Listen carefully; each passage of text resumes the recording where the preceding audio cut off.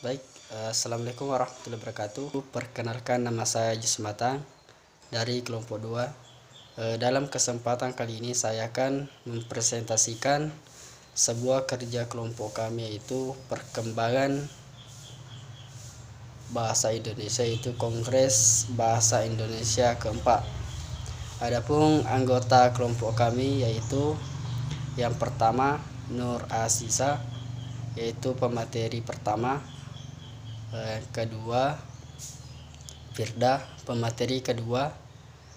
Yang ketiga Sulmawang sebagai editor video atau editing video. Dan yang selanjutnya Rizda, yaitu perancang materi, dan saya sendiri sebagai moderator. Untuk mempersingkat waktu, saya persilahkan pemateri pertama yaitu Nur Asisa untuk membahas materi Kongres Bahasa Indonesia keempat. Dengan hormat saya persilahkan. Terima kasih atas kesempatan yang diberikan oleh moderator.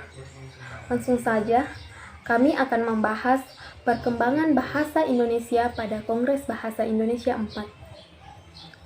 Pendahuluan, Kongres Bahasa Indonesia 4 berlangsung dari hari Senin tanggal 21 November 1983 sampai dengan hari Sabtu tanggal 26 November 1983 di Hotel Kartika Chandra, Jakarta, dan diikuti oleh tokoh-tokoh lembaga pemerintah, departemen dan non-departemen, organisasi profesi, guru, mahasiswa, para ilmuwan yang mewakili berbagai bidang ilmu dan teknologi, serta peminat lain dari dalam dan luar negeri.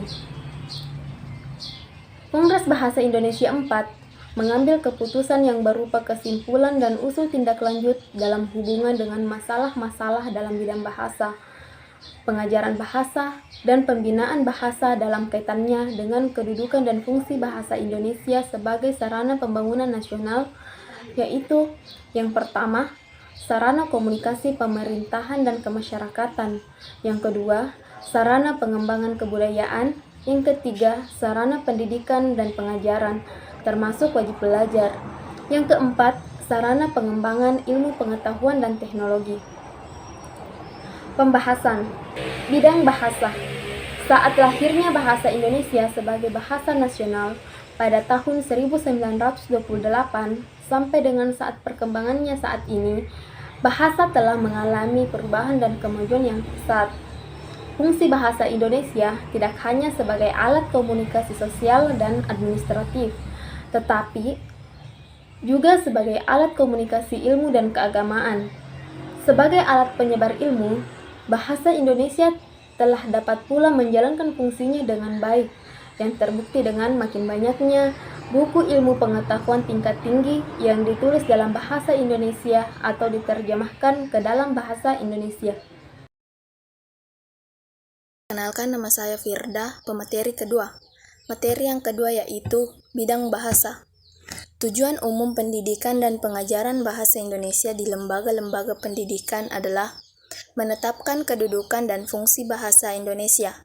Jika ditinjau dari sudut penuturan bahasa Indonesia, tujuan umum pelajaran bahasa Indonesia adalah 1. Tercapainya pemakaian bahasa Indonesia baku yang cermat, tepat, efisien, dan komunikasi, yaitu pemakaian bahasa Indonesia yang baik dan benar. 2. Tercapainya pemilikan keterampilan yang baik dalam menggunakan bahasa Indonesia sebagai alat komunikasi dan pengetahuan yang sahih. 3.